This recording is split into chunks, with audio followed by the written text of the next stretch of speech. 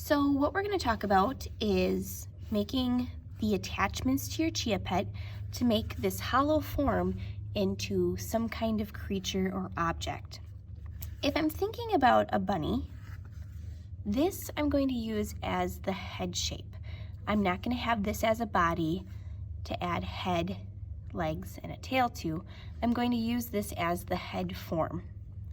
I know this is the top of my chia pet because the hole has to be on the top so that you can water it. So what I'm going to do is I'm going to start with the ears of the bunny. And to do that, I'm going to use the slab method, which is getting clay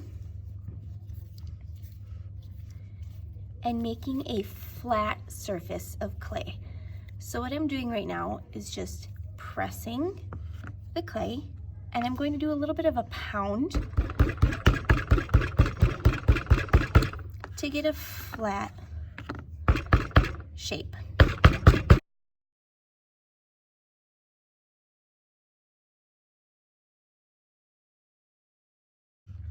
All right, I want it to be the thickness of my pinky or a little bit close to that. And I want to make sure that it's large enough that I can make two on here. Because I already have the thickness I want, now I just need to make sure I have two that are close to the same size. So what I'm going to do is I'm going to cut the shape that I want into this surface to make the bunny ears.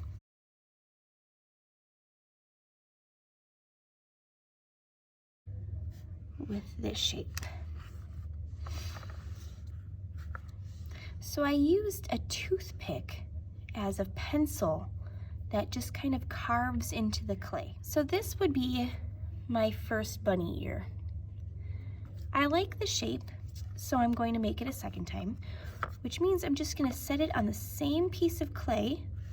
I have enough room all the way around. I'm going to use my toothpick and I'm going to trace the shape just lightly.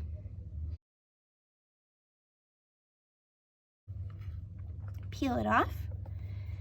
And then since I can see my outline, I'm going to take the toothpick and go a little bit deeper so that I can actually cut it out.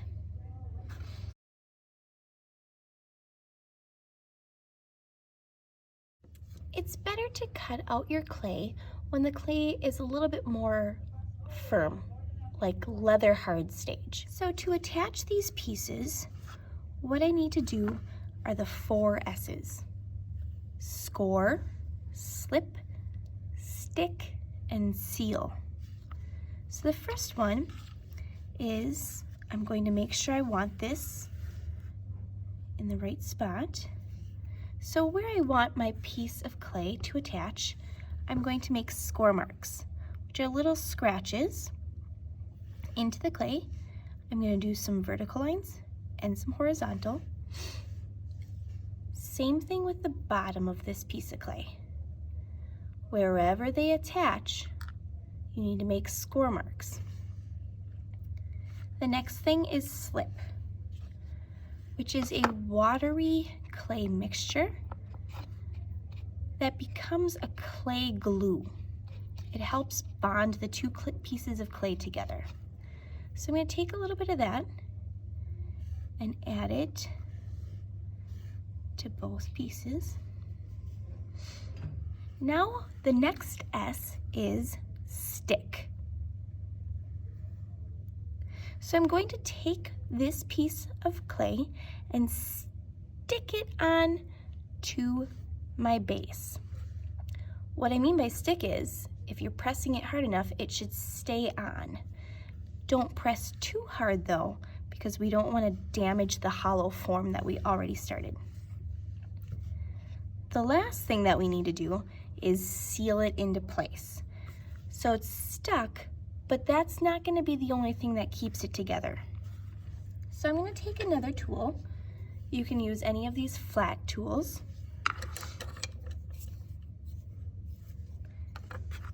And what I'm going to do is I'm going to take my finger, put it behind where I'm working so that it has a pressure point, and then I'm going to blend the two clays together.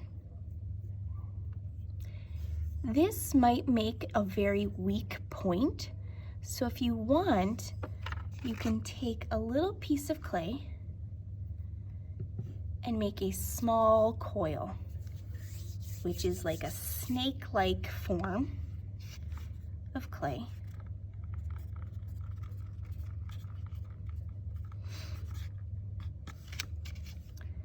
Add some slip and use that as kind of a kickstand or an extra piece to help secure it into its spot. So I'm going to blend that on, and I'm just taking the tool, putting it a little bit above the spot and blending it down to the base. And I'm going to do that on every corner of my work.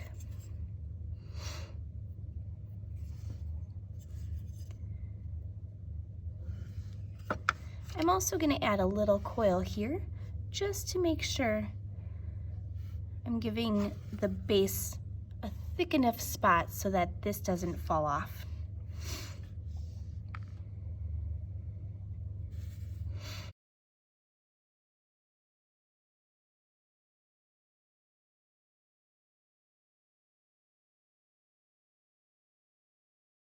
All right, I'm going to do the second ear real quick, and then I'm going to show you the coil technique.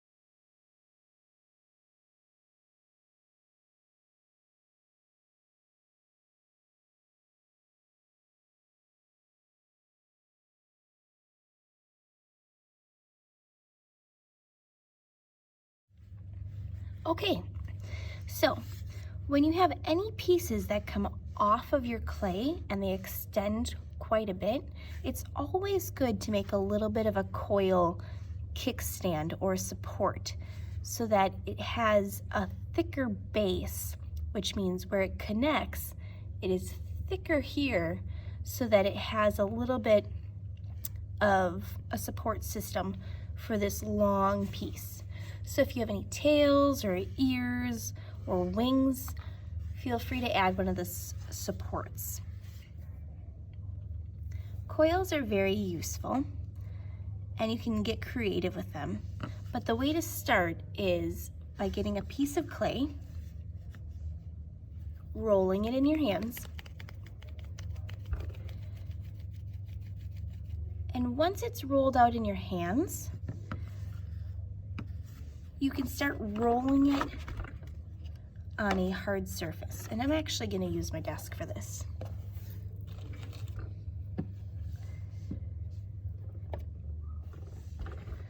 So rolling a piece of clay back and forth and putting pressure on it is going to lengthen this cylinder shape. And what I'm doing when I'm rolling this coil is I'm moving my hand from one side to the other and making sure that I'm adding pressure.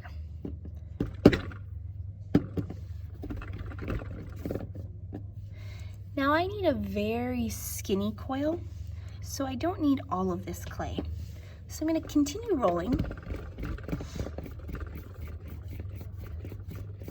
until I get it to be the thickness and the length that I want.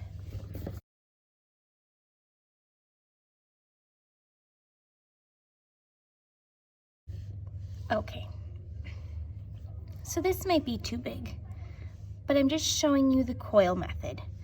So a coil is a long, skinny, snake-like piece of clay, And what I'm going to do is I'm going to just kind of make a coil for the cheeks. So to do that, I'm just going to add a round shape. Actually, get this here. Oh, it's too dry. These will break very easily if they're too dry. So you have to be very sure that you have some wet clay. So I made this coil to add as the cheeks of my bunny. When you do a coil, you need to make sure you also do those 4 S's, which is score, apply slip, stick, so it's on there, but I'm gonna also put a little bit of pressure on it, and then seal the edges. So I'm just taking a layer of this clay and blending it down to the base.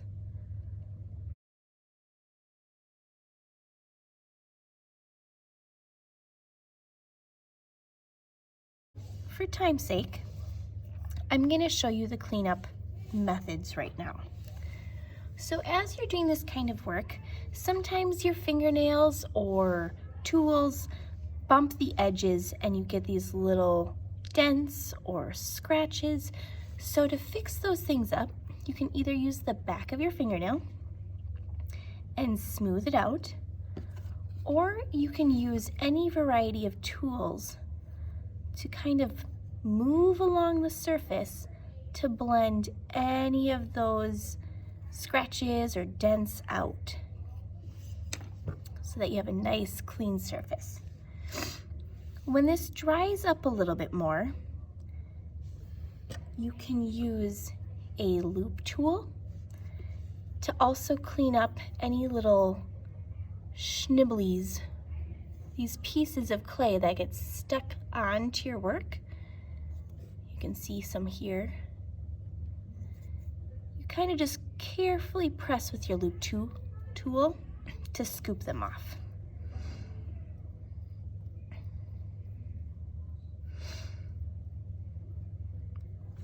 So the cleanup process is basically just making sure that your work has its best craftsmanship possible.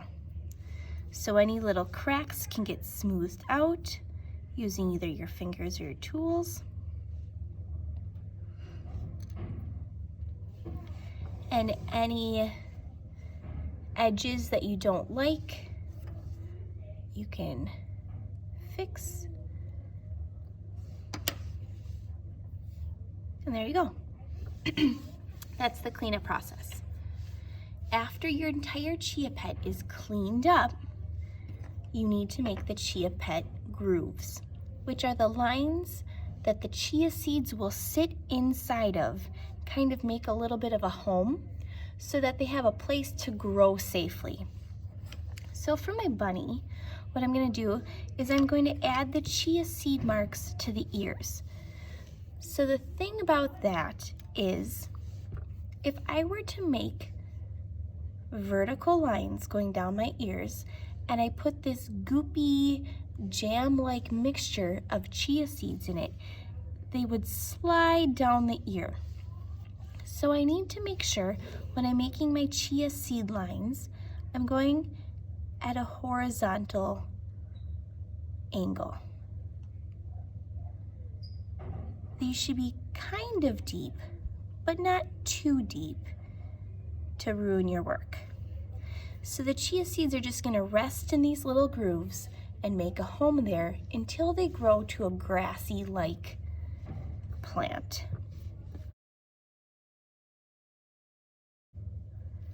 As I'm doing this on this very fragile piece, I'm using my hand as a support so that my ear doesn't break off.